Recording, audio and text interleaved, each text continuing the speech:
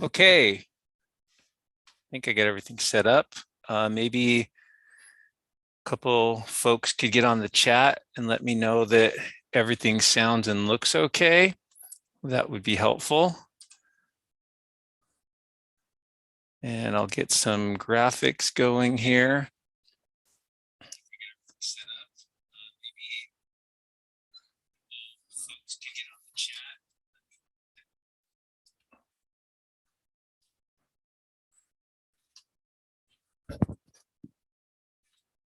All right, looks like we're getting some folks coming in. Hello, Virgil.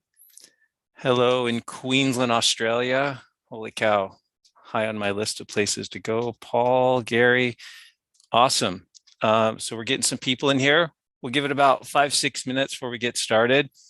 But I appreciate everyone taking some time to jump on here.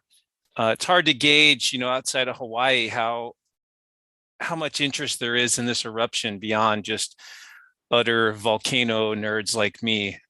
So you folks either are super interested or there's just not much going on for you right now.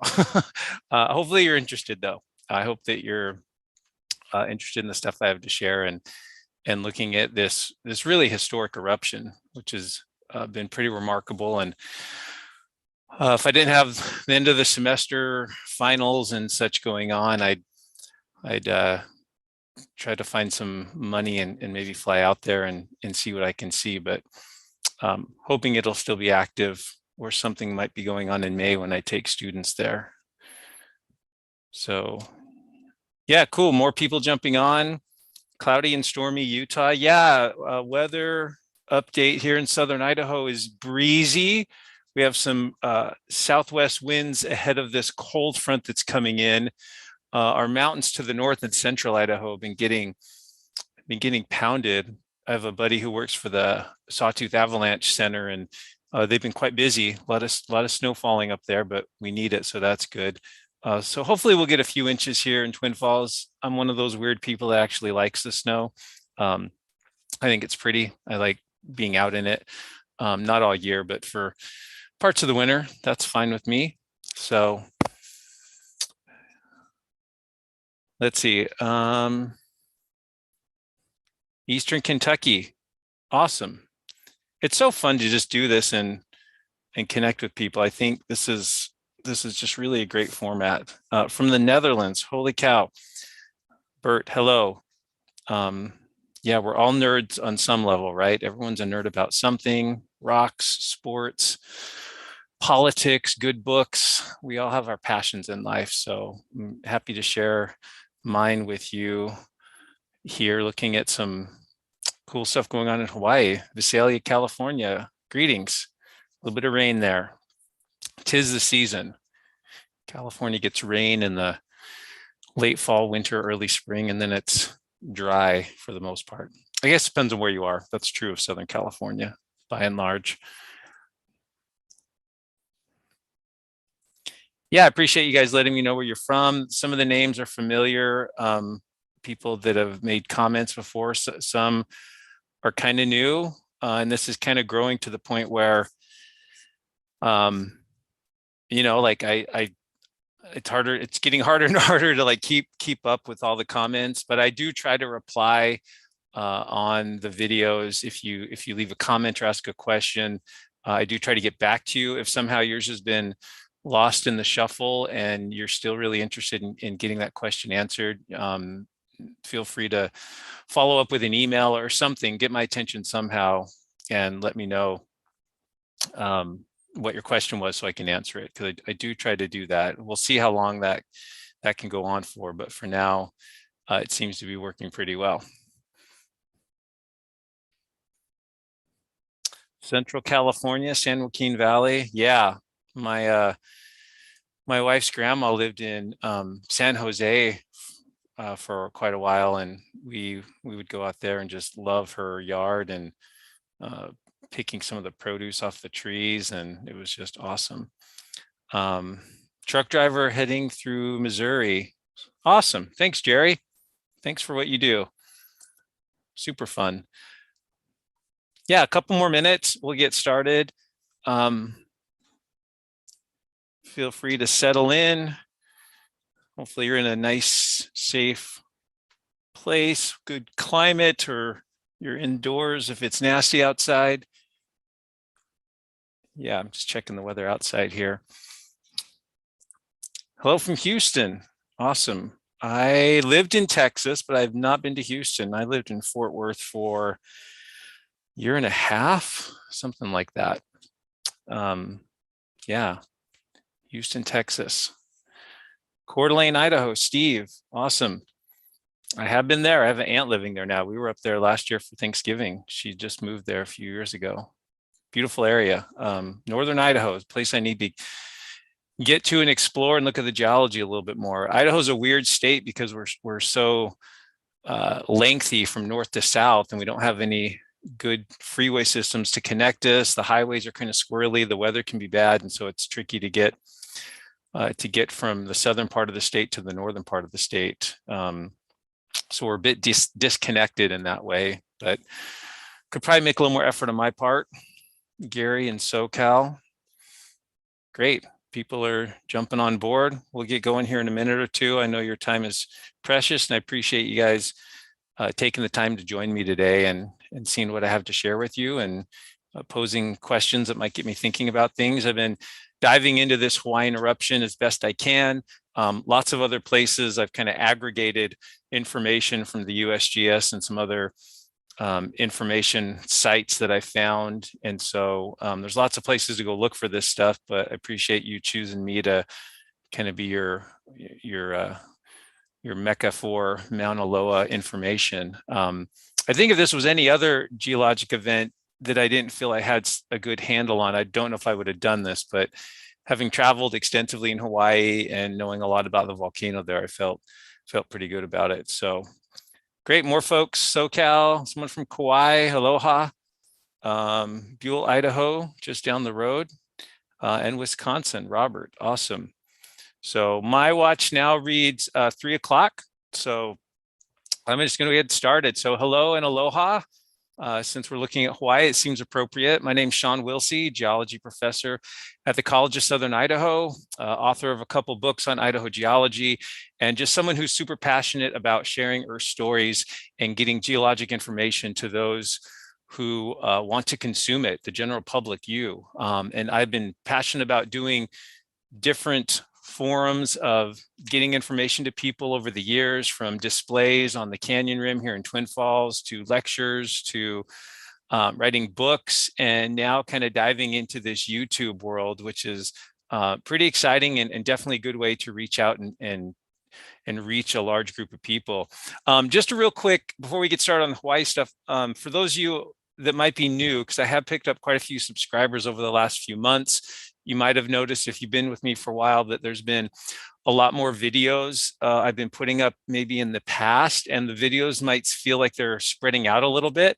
And so just to kind of summarize briefly what I do with this YouTube channel, and we could pull it up real quick here and just maybe show you for those that might be kind of new to me and my world.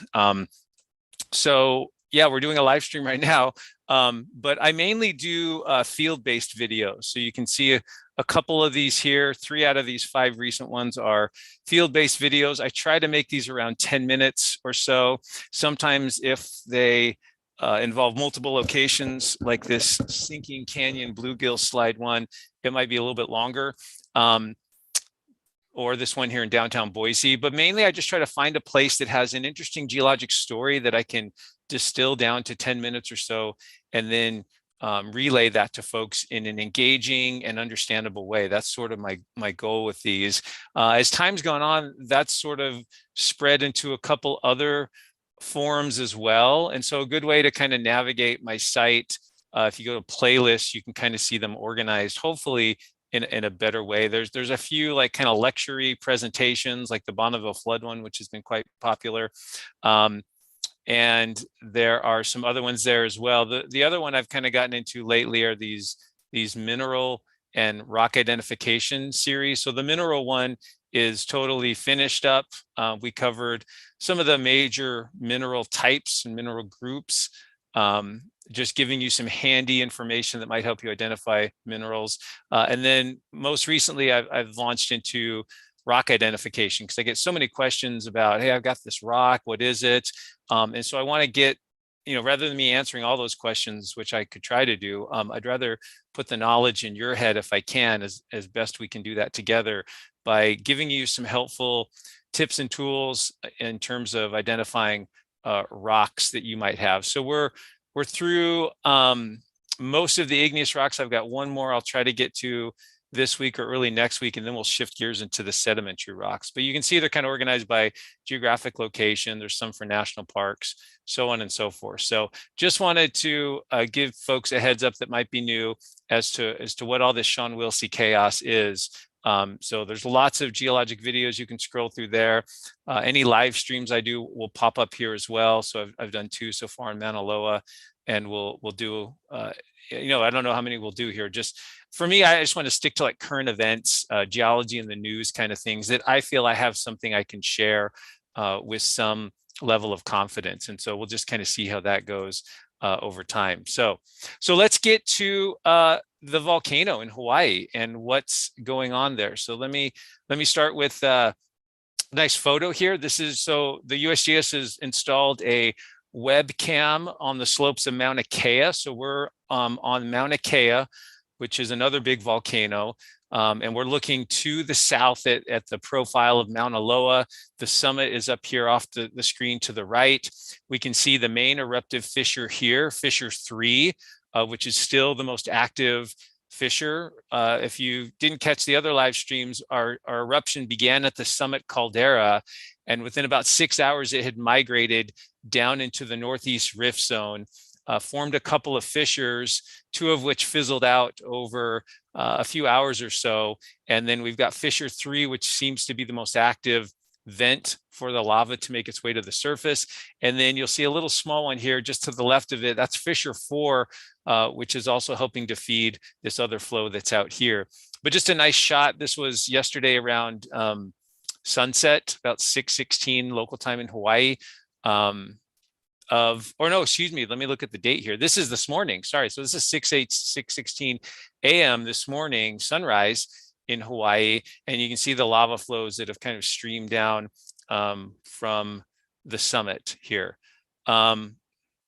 Okay, so let's look at a map that shows, so here's the latest USGS map. And this is from yesterday afternoon. Realize Hawaii is 3 hours behind at least my time here in the Mountain Standard Time. And so by the time they get going with their workday, collect their data, and get back to making maps, most of us are kind of home for the evening and in bed. So apologies that we don't have one yet for today. That probably will come out later. But this shows us nicely here, again, the caldera summit, where the main vent in the top of the volcano is. We have the contour lines here showing us the elevations in feet. So the eruption began here. This abrupt line here is because when the mapping has been made with satellite imagery, and the satellite pass didn't extend beyond this line. So that's why you don't see anything over here. But there was a little bit of lava that spilled over the south rim of this caldera down a little bit. But nonetheless, the eruption moved from the summit into this region called the Northeast Rift Zone, which is a place where this flank of the volcano has opened up to create vents for the magma to rise and erupt. The 2 fissures here in purple are inactive now. And so these are the active ones. The 2 inactive ones are up here. So this is fissure 3 on the left, fissure 4 on the right. Fissure 4 is not producing a lot of lava, a little bit of it heading to the east here, a little bit more of it moving downslope to the north. And then the main concern, the thing that most people are asking the most questions about, is this long lava flow coming off of fissure 3 that's been steadily advancing to the north over this last week. But you can also see with the contours here that the slopes are much steeper higher up on the mountain. And as you get further down the mountain this way, these contour lines start to get more spaced. And so the topography is getting a lot flatter as we move to the north. Right now, it's about 3 or 3.5 miles from the Saddle Road. So this is a major highway that connects Hilo to the Kona side of the island.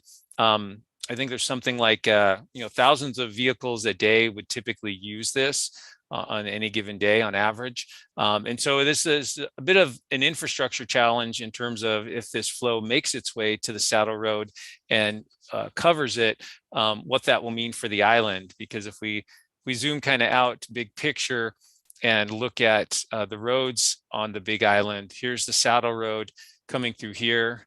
And then there is another highway, Highway 19, that goes, if we can get it in here, there he is, there we go. Highway 19 goes along the north coast, so people can get from the east to the west side of the island on that highway, and also Highway 11, which comes around here on the south side of the island. So yeah, with only 3 highways connecting the busy east and west sides of the island, losing one of these might be a big deal to these folks. And so that's why we're keeping close tabs on this.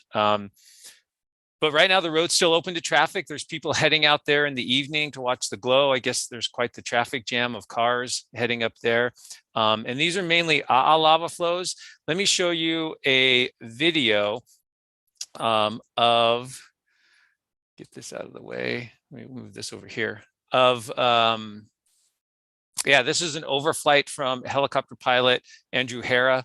And this just shows some of the eruptive behavior. This is actually from a couple days ago, but it still shows exactly what we're talking about here. So here's Fissure 3 on the left, Fissure 4 sort of right in the middle of the frame, Mauna Loa out there in the distance, and the lava flows streaming down to the north there. And we'll probably skip through this a little bit. It's about 3 minutes long. But it's a really nice video, nice compilation. There's the fire fountaining. I might have shown this last time, but it's a good reminder of what type of eruptive behavior is going on here. The lava is reaching the surface. As it gets closer to the surface, the gases expand. The gases push the lava out of the vent. That's why it gets thrown up into the air. The gases escape into the atmosphere. That's this plume of gas you see rising here. The lava falls back down to the surface. It's still hot, probably about 2,000 degrees Fahrenheit. And so it flows down, forming these channels that move away from the vent in multiple directions.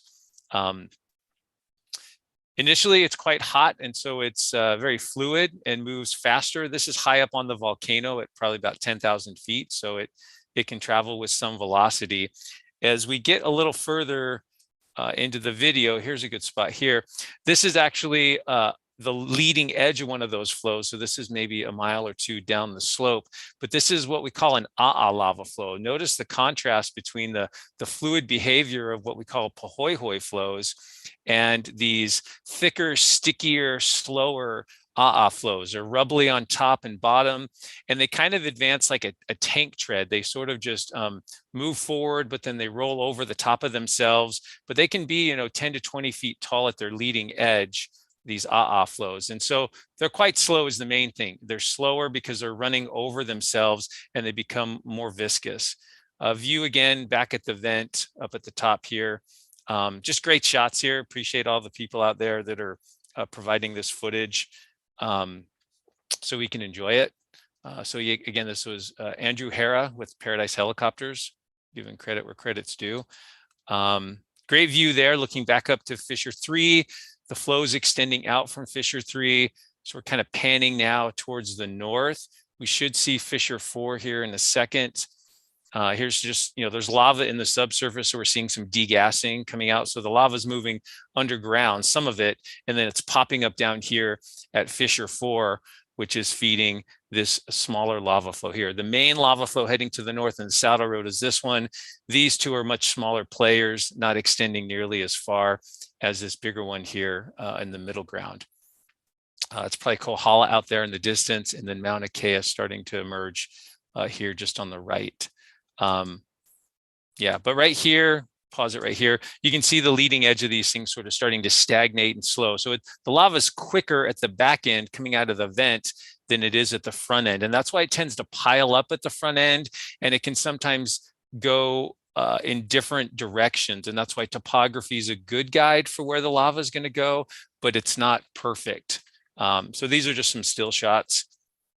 Really great. I wish I could take photos like these. That one right there actually shows the power lines and the observatory road that was covered. I might have shown this last time, so I don't want to stay on this too much, but great shots of some of the eruption footage there going on.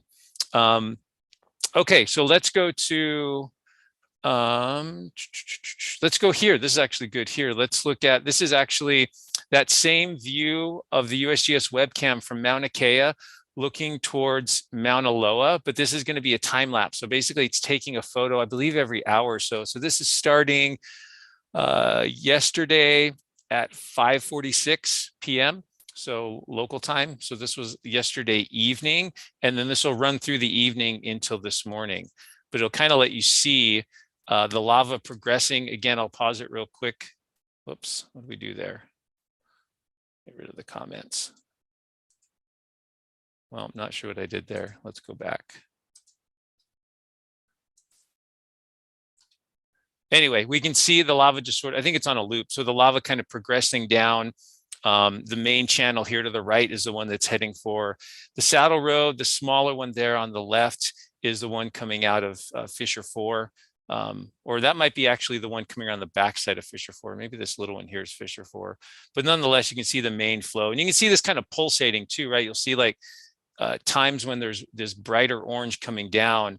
And so the lava supply is perhaps a little bit irregular, or there's a little bit of pulses coming through the system there. So, okay, so that's a nice little shot there. That's on Hawaii Tracker, their Facebook page. And so let's switch over to the Hawaii County map, which is pretty interesting. So this is a civil defense map. And so they've got their own map of the lava flows. So we can see the fissures up here, 1 and 2, which is inactive. Here's 3 and 4. So 3 is feeding this big flow that comes down here.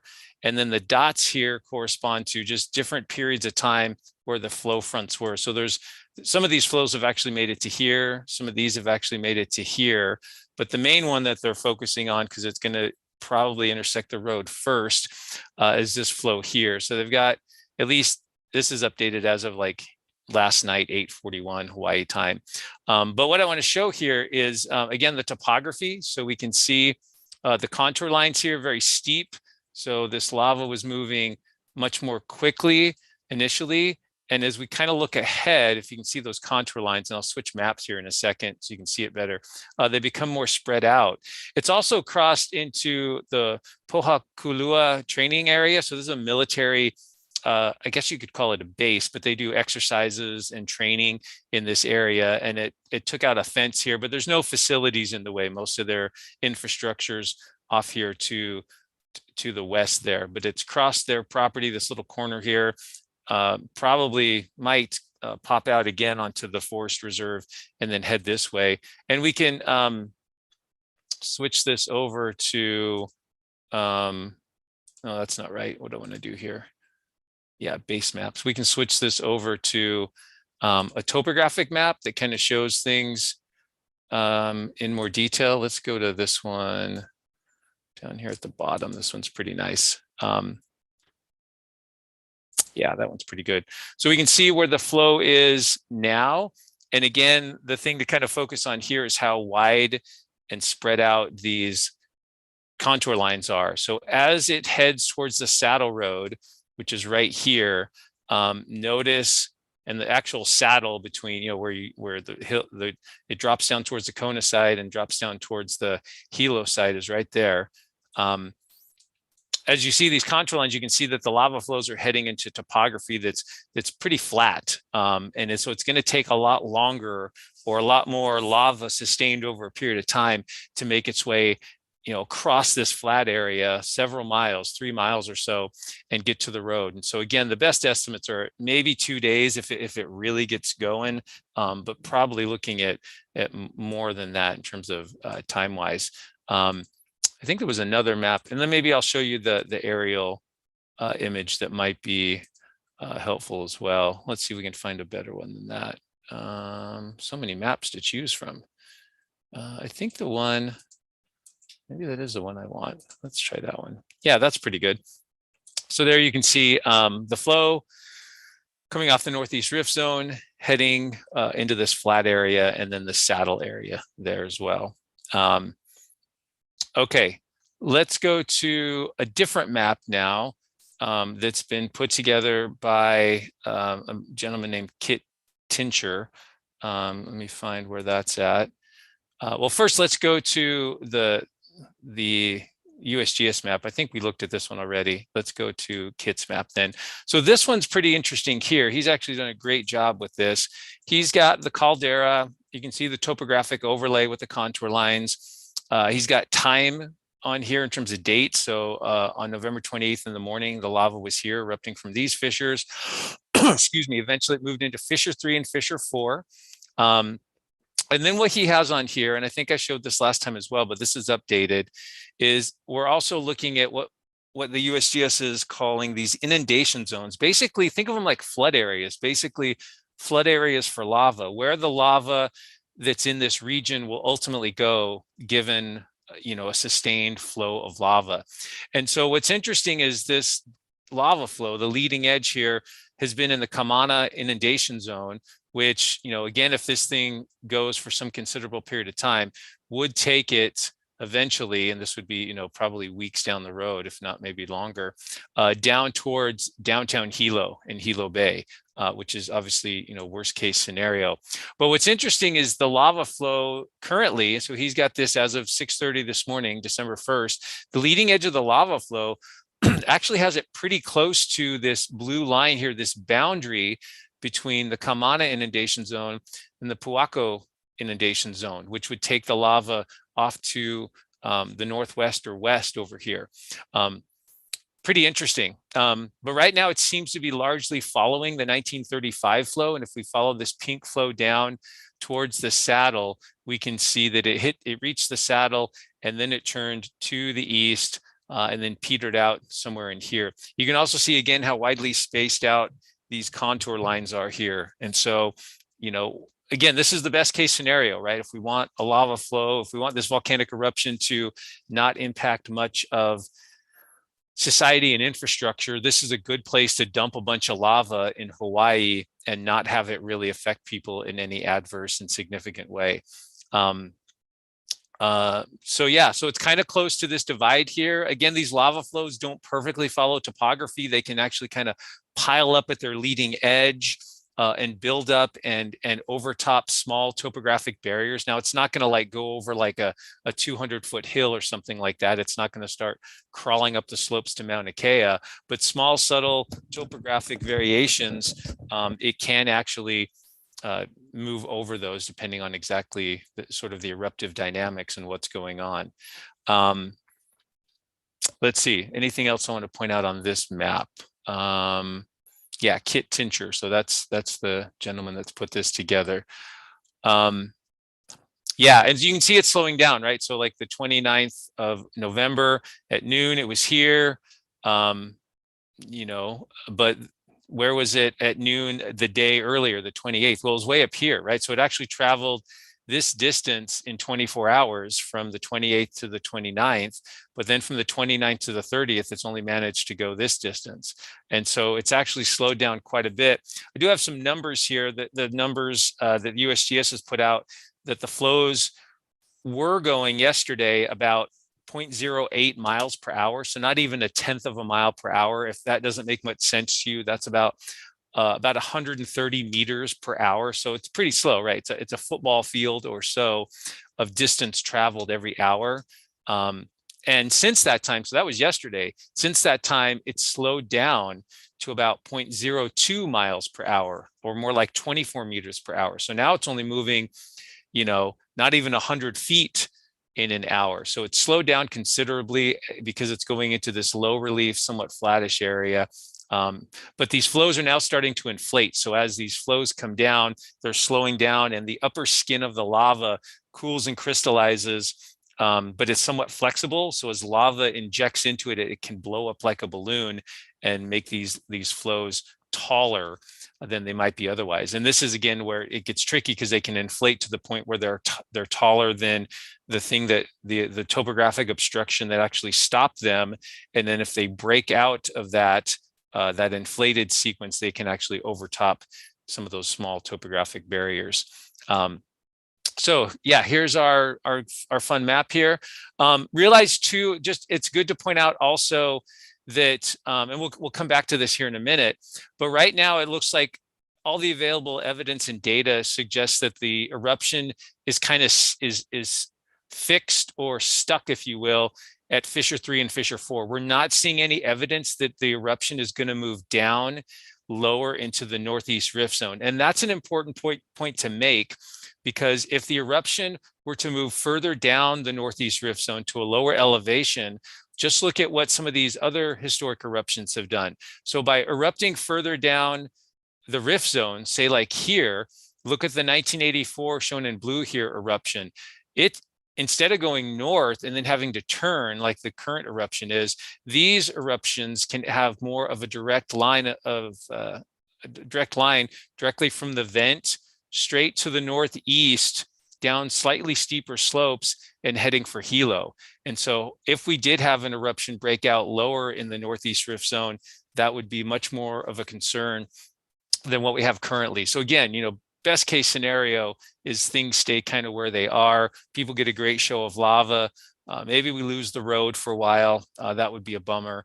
But we're hoping that everything stays put there. And we would know that an eruption further, that event might be opening further down the Northeast Rift Zone if we were seeing earthquakes in this area. And I'll show you the earthquake data here in a bit, but we're not seeing that. So there's no evidence that this vent here, Fissure 3 and Fissure 4, are going to lead to other fissures and vents further down in the Northeast Rift Zone at lower elevations. So important to point out, because that would put things in possibly the Waiakea inundation zone, which would take out another section of town down here. Okay, let's go to a different graphic. We've been looking at this for a while. Let's go to the USGS webcam and just see, let's go ahead and update this and see what things look like right now. So there we are. This is as of about, looks like maybe 12, 13 minutes ago. So this is one of the webcams, probably the best one, looking towards Mauna Kea at the active Fissure 3 erupting. And you can scroll through these if you go to the USGS website at the USGS volcanoes. This is looking up the rift, so we're at a lower elevation, looking up towards the summit of Mauna Loa, and so we can see that steam plume and a little bit of the incandescent lava coming out of Fissure 3. Fissure 4 is probably a little too small to see with this view.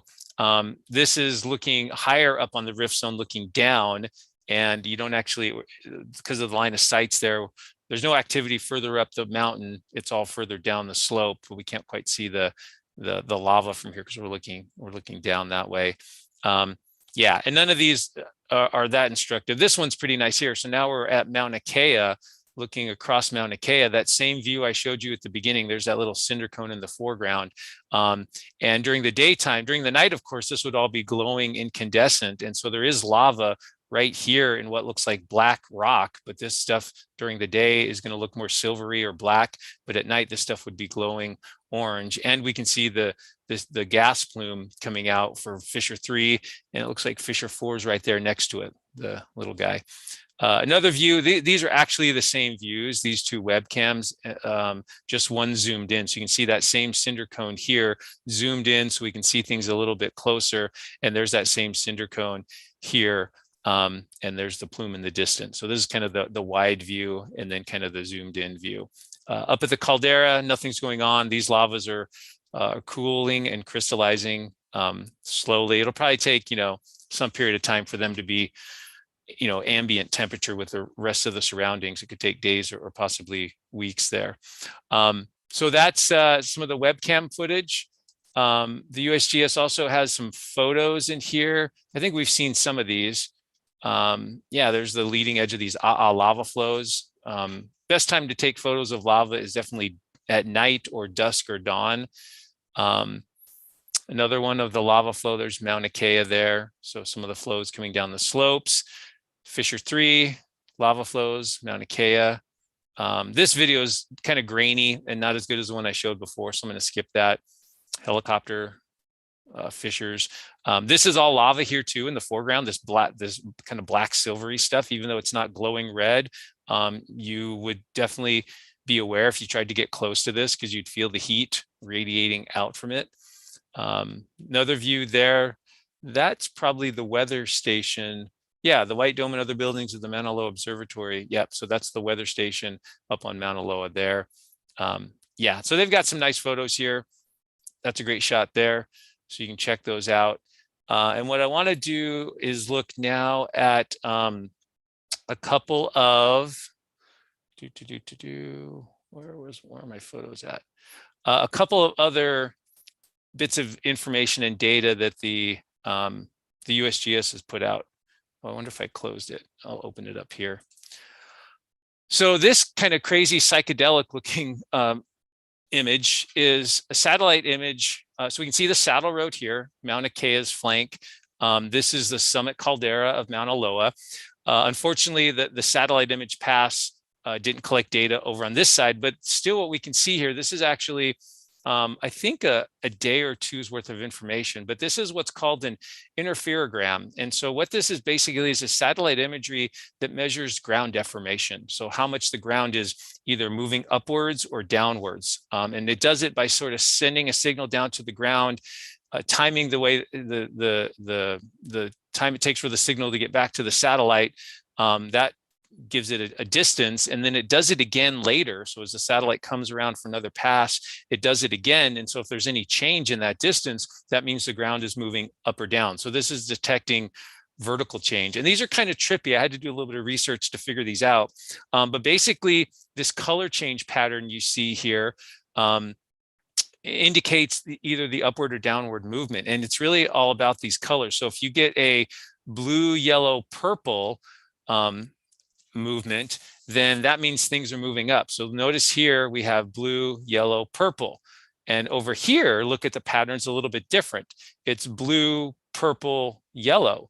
And so a blue, purple, yellow pattern means that the ground is dropping, and a blue, I got to get it right, blue, yellow, purple pattern means that it's moving upwards. And so what that means is that we can actually see here that when the magma left the summit caldera, the ground actually sank a little bit. It deflated, and that magma moved into the northeast rift zone, causing that area to be pushed up and spread apart a little bit. And so the satellite imagery here in the ground deformation actually shows that, which is kind of cool. I thought that was pretty neat, and I learned a thing or two just about interferometry, which is something I didn't know much about. So yeah, it's almost like, it reminded me of the king, is it the king snake and the coral snake? Red on black, friend of Jack, red on yellow will kill a fellow, right? You look at the pattern of stripes on the snake to see, if it's poisonous or not. In this case, we can look at the pattern of these bands here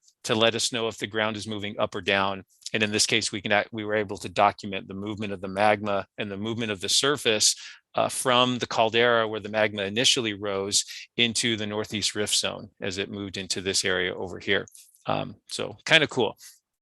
Let's see what else. So let's look at earthquake data real quick. So this is the last day, just 7 or yeah, less. Let me see where I'm at here. Yeah, past day earthquakes. So we've got a few up near the summit. There's still, probably magma moving around down there, but really not a lot in the East Rift Zone. We could actually go back to getting a full week's worth of data, and then we can see the earthquakes near the summit, and then the magma pushing its way into the East Rift Zone over here.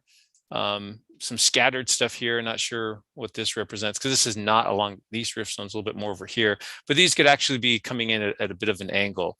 But the good news is we're not seeing earthquakes down here in the lower East Rift Zone for the most part. If we were starting to see a swarm of earthquakes down in here, notice these lava flows that take a more of a direct path towards Hilo. So seeing earthquake swarms in this region might be cause for some concern. So we're not seeing that. So that's the past week. And then we can just go back to the past day, just 24 hours, and see the earthquakes that have happened there in that area. Yeah, this looks similar to what we've seen before. This is some of the same sorts of things. This one here is kind of instructive. This is Earthquakes, which were the dots, the deeper they are, they change color. The size of the dot is the magnitude. So a bigger dot is a more energetic or larger earthquake. And here we are, November 25th, before the eruption. Not much going on, not a lot of earthquakes. In fact, kind of a lull. There wasn't much happening. And then it started to pick up a little bit around November 27th. And then, of course, boom, late that night, just before midnight is when the eruption began. And we've had these larger earthquakes occurring over the last day or two. But notice they've kind of trailed off a little bit. So now that the vent is open, this is sort of the volcano and the magma pushing its way, making space for itself, moving from the summit into the Northeast Rift Zone, establishing fissure 3 and 4 as its primary conduits. And now that it's kind of settled into a plumbing system, a preferred plumbing system, we can see that these earthquakes dropping off considerably in terms of their intensity and frequency there. So that's pretty interesting. Okay, what else do I have here? Yeah, let's see, go back to the photos. Let's see, what do I have next? Oh, I want to get to that in a minute. Let's go look at gases real quick. So yeah, we looked at that. We looked at the earthquake data and some of the cool photos. Let's pull this guy over here. This, of course, is the VOG map. So remember, VOG is just sulfur dioxide, which comes out of these volcanoes, is nasty stuff to breathe in. It can also make the air not just unhealthy, but it can be poor in terms of air quality. The air can get a little bit hazy. It can mix with moisture in the atmosphere to form acidic rain.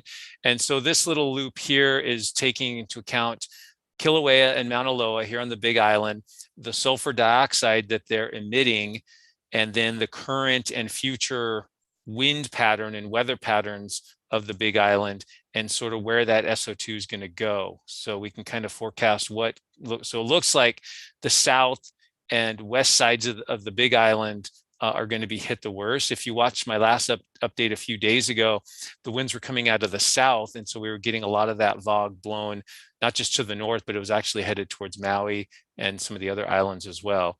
But it looks like the next couple days, the VOG is going to just mainly impact the south and west parts of the Big Island and not be a big, and that's what we expect too. The dominant weather pattern in the Hawaiian Islands are the trade winds, which come from the northeast and move to the southwest. That's why the east side of the island is the wet and rainy and highly vegetated side. And then this side tends to be the sunny, drier, rain shadowed area on this side of the island. So these weather patterns dictate where the moisture is and where the vegetation is. But for now, they're having a big role in the dispersal of these of the sulfur dioxide, the VOG, coming out of not just Mauna Loa, but we also have Kilauea. I think Kilauea is getting ignored here. Mauna Loa is getting all the attention, and Kilauea is like, hey, I've been erupting for, since 1983. Where's the love? Geez, but nonetheless, Mauna Loa is getting a lot of attention because it's been quiet for 38 years, and it's a huge volcano. It's the biggest active volcano on the planet. Then I found another cool site that someone, Philip Ong, who runs the Hawaii Tracker site, tipped me off to this cool website. This is windy.com. And this is pretty neat here because you can see the Hawaiian Islands down here, Pacific Ocean, of course, the United States. And what this shows is the sulfur dioxide. So this is looking at sulfur dioxide in the atmosphere.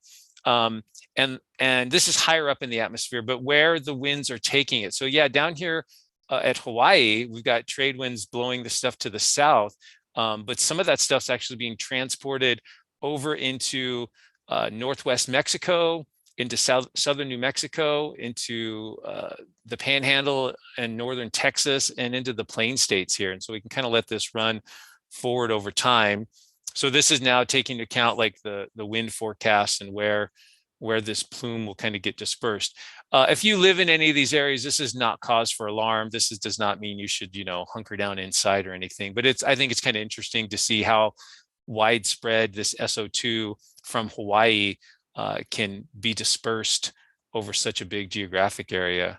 This is probably the cold front that's coming through tonight. Anyway, pretty cool. So this just kind of shows SO2 dispersal. Again, higher up in the atmosphere. This is not a health hazard per se, but this is a great little website to kind of look at some of that stuff. Okay, so that's monitoring. That's kind of where we're at with the eruption at this point. I think I want to just share one or two cool things I learned about Hawaii in general, not necessarily related to, oh, and I should show this because I did have one of my viewers tip me off to this. So I do want to show this, even though I didn't have a lot of time to play with this, but this is actually, oh shoot, what is this acronym? Oh, there we go, Fire Information for Resource Management System. So this is typically a database and a mapping database that is used for wildfires. And it's obviously based off of heat signatures coming from the ground that the satellites can pick up. But lava is a really good heat signature in addition to wildfires. And so this is actually picking up, I wonder if I reset it, if it'll give us something different.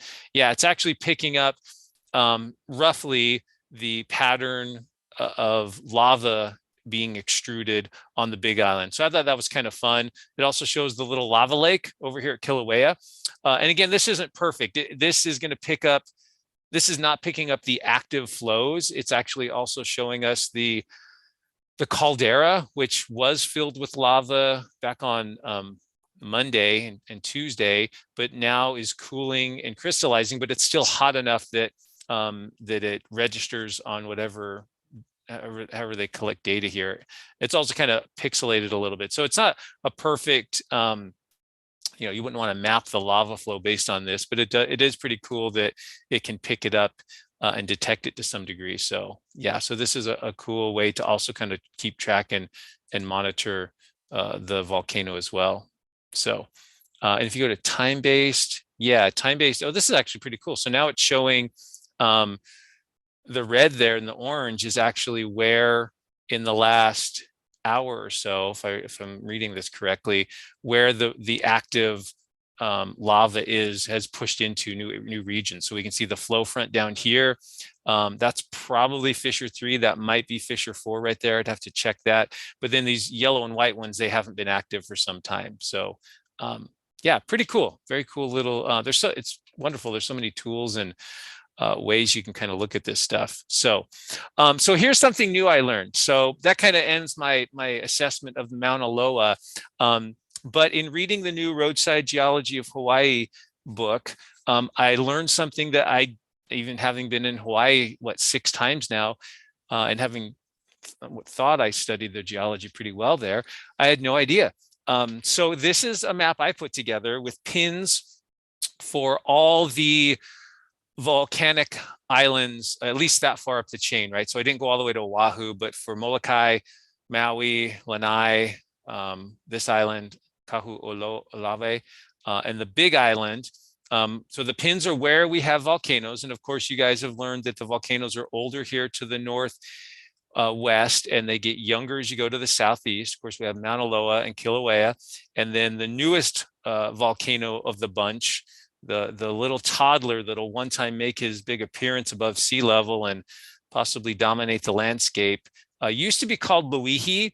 I was confused as to why it had a new name, but apparently there was some Hawaiian poems and some cultural artifacts or some folklore that suggested that they had already given this a name, and it was not Loihi, it was Kama Ehua Kanaloa. And so that's the name. So if you're familiar with the name Loihi for this seamount down here, it's actually been changed as of 2021, officially by the USGS in working with the Polynesian culture and the Hawaiians there. So kind of cool. A little bit harder to pronounce, a little bit longer to write down, but still just recognizing that. Anyway, so here's the cool thing I learned. That wasn't it. If you look at this, do you see a pattern? Especially as we start up here in Molokai, there's a volcano on the west side, one on the east side. There's a volcano over here. There's one over here. There's one here. There's one here. Do you see how they're it's not perfect, but they're somewhat arranged in pairs.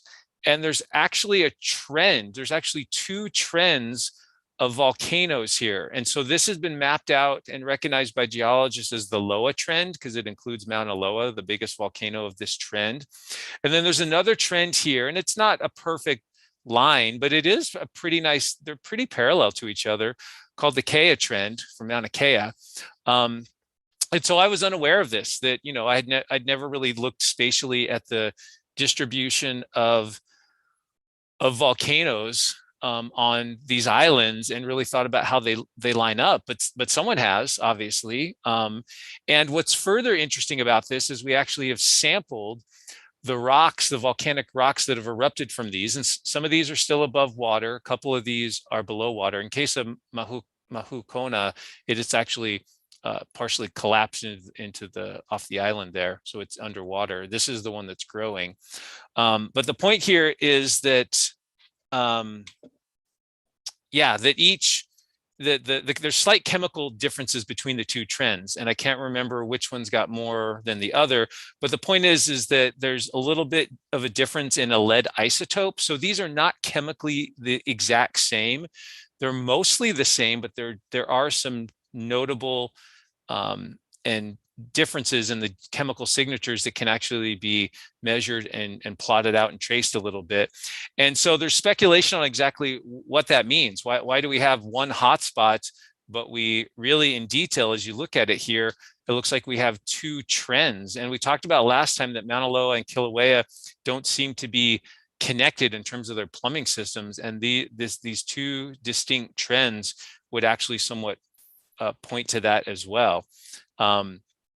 And so one of the ideas here is that, you know, and who knows, because it's all happening way down in the earth, but possibly the weight. So the weight of, in this case, the big island, because that's the one sitting most directly over the hotspot, the sheer weight of all this dense volcanic rock, all this basalt on the lithosphere has actually split the plume into two. So if you can imagine like a fire hose or just a garden hose, right? And you put your thumb over the garden hose, you can actually split that water stream and make two separate streams there. So some of the magma rising from the mantle plume is being deflected a little bit, slightly, in this case, to the east, around just the sheer bulk of the volcano, which is pushing down into the mantle.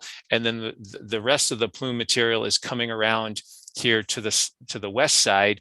And because they're tapping maybe slightly different portions of the plume, that might account for the differences in the chemistry. Again, it's anyone's guess, and but it's a cool observation. I think there's probably something to it.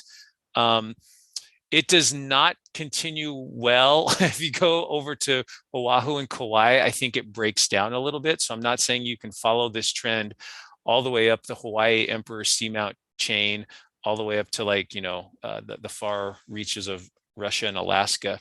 But at least for this trend here, which goes back to maybe 3 million years ago, it is kind of suggestive. So pretty cool. Something new that I didn't know, that I learned in reading the new Roadside Geology of Hawaii book, which was excellently written and illustrated. So I think that's all I have in terms of information to share with you today. I think my plan moving forward is I will do another live stream if and when something significant happens. And by significant, to me, that would be magma, lava erupting from some new location, the lava encroaching upon and possibly covering the road and disrupting some of the infrastructure. You know, if it's something that I think I have enough to share and maybe give you some more information about, I'll definitely do another one. My guess would be, if things kind of hold pat,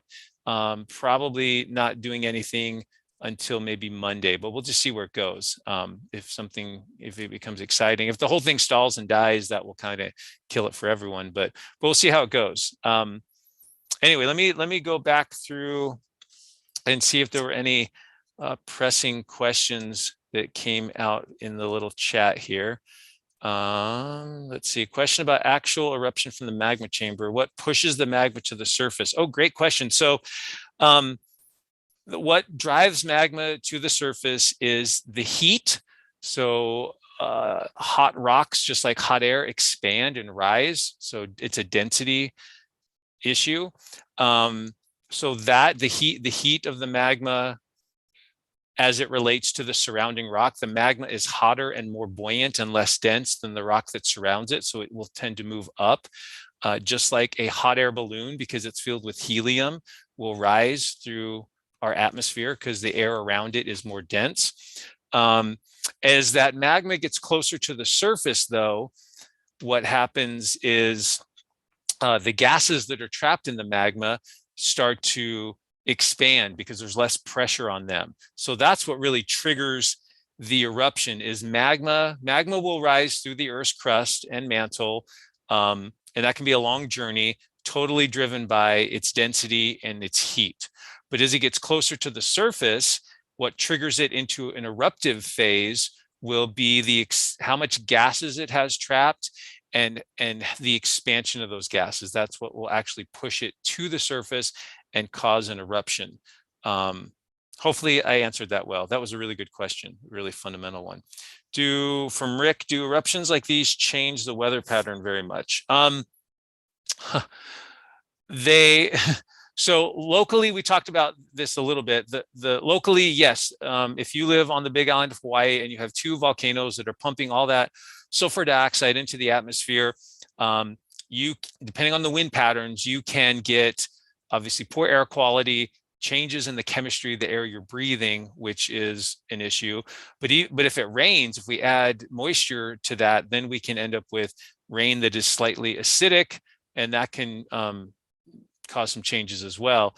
In terms of just bigger picture, it would take, probably a much bigger eruption than this, but we did see the SO2 plume going over into, the US. And so it's kind of like the butterfly effect, right? Like, how much is this extra SO2 that Mauna Loa is pumping out into the atmosphere right now? How much is it slightly altering the chemistry of weather in Europe and other places? And the bottom line is it can on a very small level, but by and large, we're not expecting this eruption to equate to changes in monsoon patterns in India or something crazy like that. So locally, yes. Globally, no, unless the volcanic eruption is prolonged in terms of how much gas it puts into the atmosphere, or if it's explosive, which this is not, if it can push some of the particulates. So if it's explosive, it's making ash, and if it can drive those up into the higher portions of the atmosphere, then it can be more of a global, have a global impact. Yeah, good question. You guys are on it. When lava goes over a flat area, does it fill in like water, or will it be more confined? Fill in like water. Yeah, I think I get the idea there. So the lava will, all things being equal, if the lava is hot and fluid, it will tend to fill in the low places. But we also have seen with these flows that they have like an abrupt kind of 20 to 30 foot tall front leading edge of that flow. They tend to like surge upwards, but then they'll kind of collapse and kind of surge upwards and collapse and kind of move in fits and starts that way. And so it is possible for lava to somehow miss a low area you would expect it to fill in. So as we kind of look at this topography down in here, which is obviously mainly filled in with these older flows, you can predict to some degree where it's going to go, but it's not perfect because it depends on the behavior of the lava as it's flowing down slope. Yeah, good question there. Hopefully I'm addressing these well. The state needs to permanently move the highway to the other side of the saddle. Yeah, that's not a bad idea, right? Like they obviously took I hadn't thought of that. They obviously took the path of least resistance and took the saddle road for the most part. Actually up here, we can see that the saddle road climbs onto the slopes or near the slopes of Mauna Kea as it continues on. Now, what's tricky here, and maybe I could show this with like a street view. Mauna Kea is steeper than Mauna Loa a little bit, and especially down here. So if we come down here and look up at Mauna Kea, you'll see that, yeah, so here you are driving the road. There's the saddle road. There's Mauna Loa off in the distance. This is obviously a time when it wasn't erupting. That goes back towards Kona. But you can see these are some pretty steep slopes here. And they have in places some good gullies. When they get like torrential rains up here, there's substantial erosion that can occur on these slopes of Mauna Kea. And so without being a highway engineer and just sort of being an armchair quarterback at this point, my guess would be that they didn't put the road further towards the north onto Mauna Kea because one, the topography is steeper, so you'd have to do more work in terms of getting a road base in there. And two, there's these gullies that you'd have to build culverts for, and it's not insurmountable by any means, but there'd be a little bit more work involved. So, and in the old days, and by the old days, so someone could look this up if they want to, but the Saddle Road, the first time I went to Hawaii, it was not paved. It was in fact, it was one of those deals where like when you rent a car, they were like, don't drive Saddle Road. So it was a gravel, unimproved road up until I want to say, maybe the late 2000s, like 2008, 9-ish, somewhere in there is when they paved it. And now it's like more of like a highway you can, kind of cruise along. And so, yeah, it's a good point. So back to your original question. Yeah, the state, if they think they're heading into a period of activity for Mauna Loa and they want this third roadway that connects the east to the west side of the islands, then yeah, they would need to. But the trick is like where, I guess, like where do you divert from where it currently is? Like it's literally on top of the 1984 flow, like literally. Or sorry, this is the 1984 flow here. This is the from the 1880s, I believe, but it's really on top of a lava flow that's 120 years old, and the lava could reoccupy that area. So like, where do you divert from the current highway path and get up onto the slopes of Mauna Kea? And you wouldn't have to be very high, obviously, if you were, a few. Yeah, what's our elevation here? 6,600 feet. Yeah, if you put it 100 feet up the hill here, you'd be out of the way of any future lava flows off Mauna Loa, perhaps. So good point there.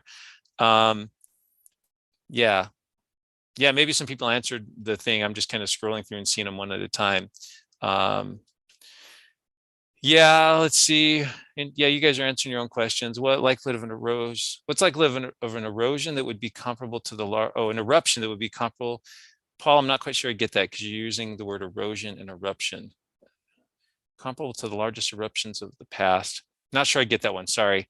Well, this eruption being warmer weather to Utah. Fat chance, good try, probably not. Yeah, so anything else? Let's see, yeah, pronunciation, I try. It's actually a beautiful language to try to speak. Only has, 12 letters in the Hawaiian language, something like that.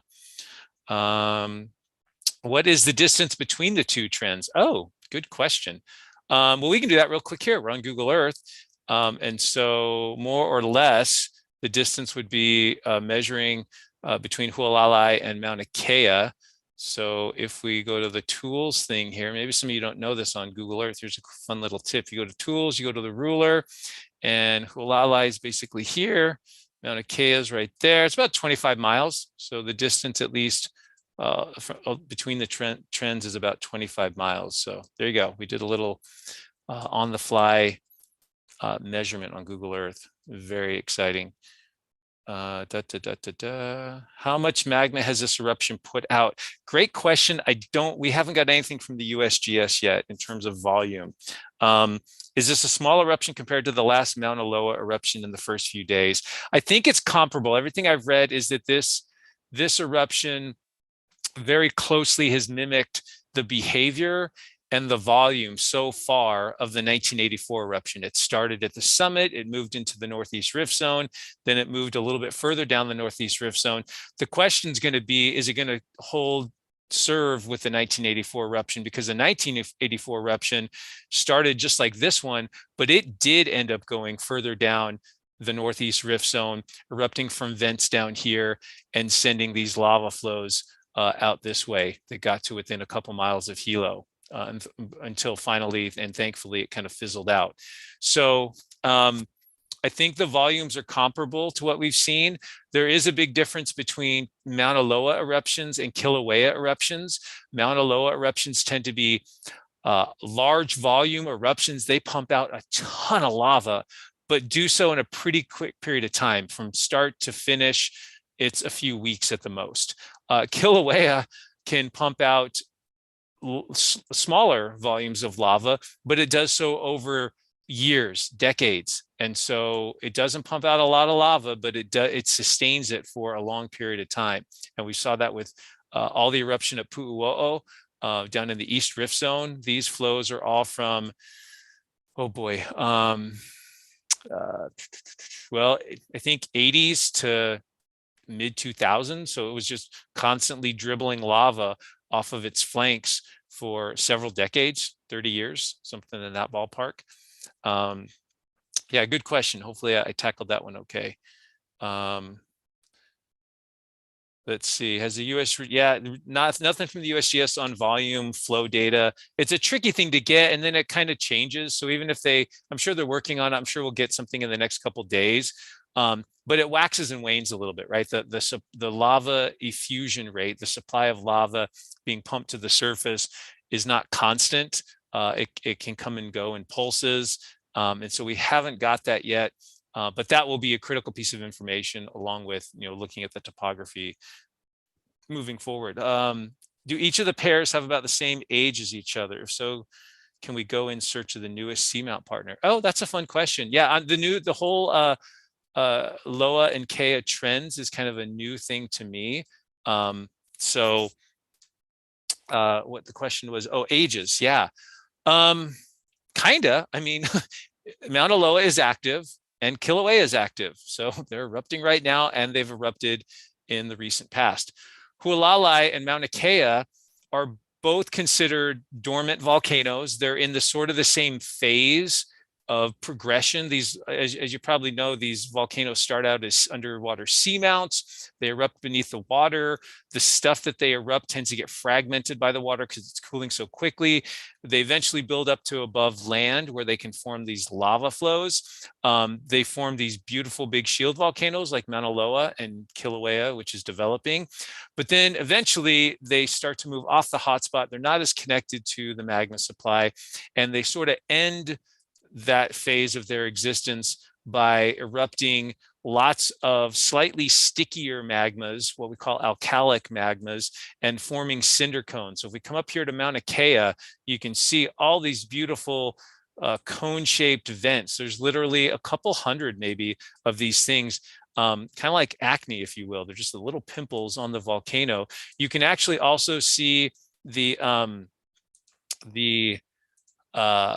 rift zones on Mauna Kea as well. So if we come over here we can see there's kind of a rift zone here, there's one there, and there's one there. If you look at those three different, I got to figure out how to erase that now. Yeah, those three different directions we see some of the cinder cones forming in. So Mauna Kea has these that have erupted in the last few thousand years. If you come over here to Hualalai, you see that it's kind of in the same phase, right? It's producing a lot of these cinder cones up near its summit area. It too has a west or northwest rift zone and an east rift zone. I think it just has those two. Maybe there's a third one in there. Anyway, but you can see they're very similar. So similar ages, similar development. Kohala's deeply eroded, but it has its sort of pair off there as well. So great question. I don't know. And so I guess the new seamount partner would be somewhere over here. Gosh, I don't know. That's really good. You guys are on it. I love it. Yeah, so there's, well, what was once Luihi and now has the new name. So we would expect the other one to pop up. Kilauea is still active, so somewhere over here. And I don't know if we have any undersea data that shows that we have a vent opening there or an eruption. We'd expect to see the earthquake signals first, and I don't think we have that yet. But that would be a good prediction, right? If the trend continues, we should get possibly another volcano popping up somewhere in here, and then eventually these two get so big that they merge with the big island. So we grow the island on this side while we at the same time start to erode it and lose some real estate here on this side. So your real estate venture moving forward would be to buy some of this seafloor property, and you just got to wait a few thousand years, but your descendants will maybe appreciate you, and then that stuff will pop up above the ocean. It will be beachfront, lava front property on the Big Island. But what you don't want to do is buy property over here, because it's going to collapse into the ocean or get eroded away. So there you go, real estate tip for the day. Okay, could volcanoes be a form of natural nuclear fusion? I don't know anything about that. Sorry about that. Let's see. Let's see, any other questions? Why was Kilauea so unpredictable and destructive then? Oh, at least in 2018. Okay, I got the next part of it. That was helpful. Yeah, what was interesting about the Kilauea eruption is it had been, at least, since the 80s, it had pretty much erupted either at the summit, or more likely it was erupting in the East Rift Zone up here, but it was erupting primarily from this vent on the East Rift Zone called Pu'uo'o. So that was, I think it was unpredictable because we just got used to its behavior. We had just had generations and decades of just getting used to it producing lava flows here that just went down to the ocean, no big deal. And what was interesting about 2018 was that the lava lake at the summit, at Pu'uo'o, within the matter of a few hours, it drained away. So basically this vent went inactive, the magma basically disappeared. And then about the same time, we started getting earthquakes further down the East Rift Zone, down in here, and that manifested itself as eruptions way down here, which then happened in Leilani Estates, unfortunately, and took out a big portion of this neighborhood. You can actually see the fissures opening, that opened up in here, and kind of the dead vegetation running through here. Ultimately, this vent was the dominant one. This was fissure 8 here. And then that spewed out the lava flows that went down to the coastline and also filled in Kapoho Bay, which was down here. Yeah, so maybe not unpredictable. I mean, geologists knew eruptions had happened down here in the past. There were eruptions in the 60s down here by Cape Kumakahi, which I think is out here. It was a lighthouse or something out there. Yeah, there's Cape Kumakahi. So there were eruptions there in the 50s and 60s, I believe, but we just had too many years of Kilauea behaving one way, and we just got used to it, I think. So that's maybe the unpredictable part of that question. Could the whole volcano split into pieces? Yes. So the volcano, the island periodically collapses. And so there's times when, and we can see this most dramatically, there's these great chunks of rock out here on the seafloor that have collapsed off of some of these older islands. I think Kauai has a big one too. There's, a couple over here, but a lot of this bumpy, rubbly material that you can see surrounding the islands is big collapses off of the flank of these volcanoes. So they build up so much volume and mass with this dense, heavy basalt. There's just so much lava piled up. And remember that what's this mountain sitting on? Down here, this stuff is rubble. Because when these volcanoes erupt into the ocean, it doesn't build lava flows like this. This is what happens when lava erupts in the air.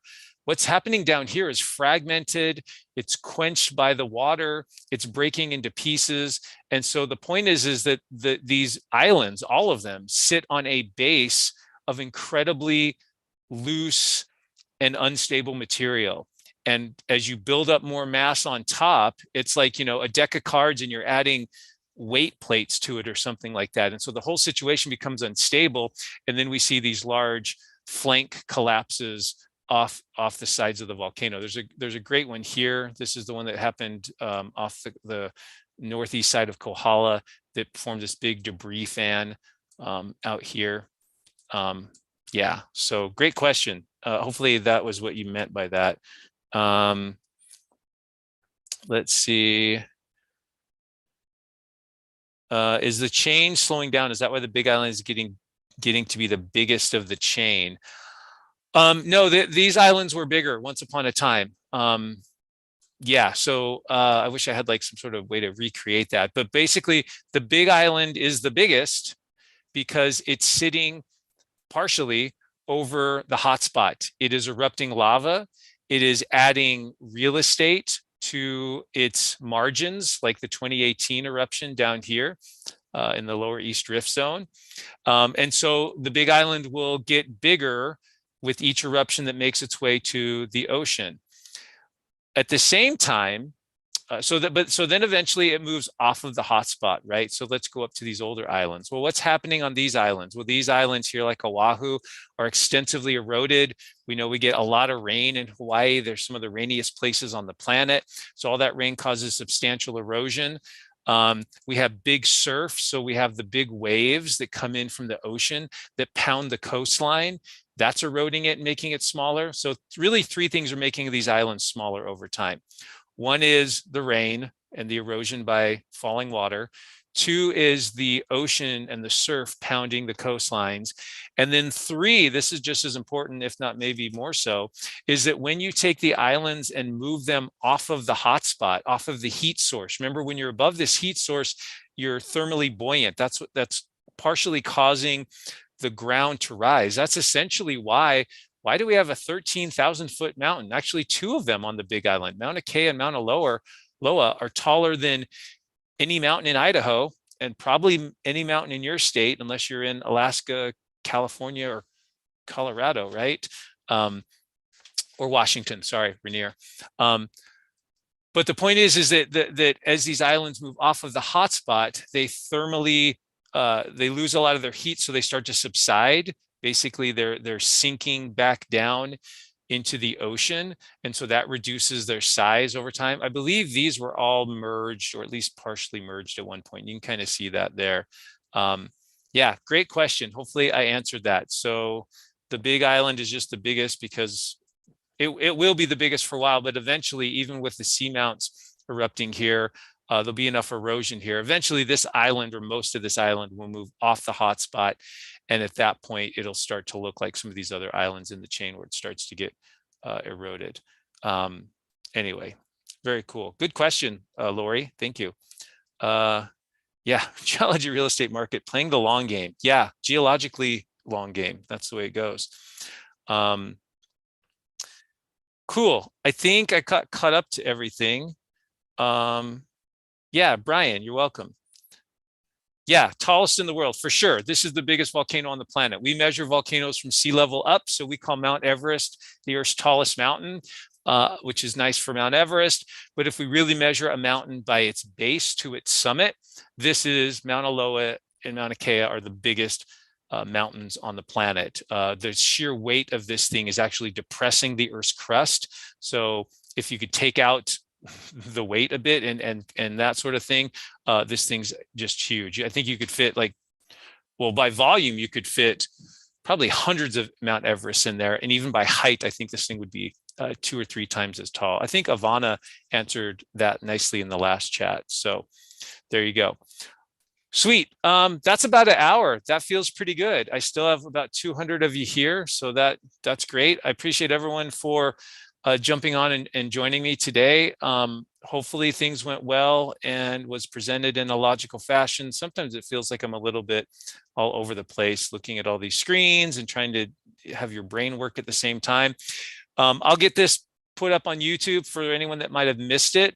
And again, if something else significant, whatever I suppose I deem that to be, occurs, I will do another live stream and give you guys some update. If I think there's some cool data coming out or some eruptive changes or behaviors, that sort of thing, then we'll do another one of these. But for now, have a great weekend. Stay safe, stay warm, enjoy the holiday season, and I don't know, just sit in your house and watch the lava on the webcam. And I call that lava therapy. Just kind of calms your soul and centers your chi, and just kind of gives you a feel good on the inside, and enjoy this beautiful spectacle we're getting right here in the US in a beautiful tropical paradise. So thanks everyone, and have a great weekend, and we'll see you next time. Take care.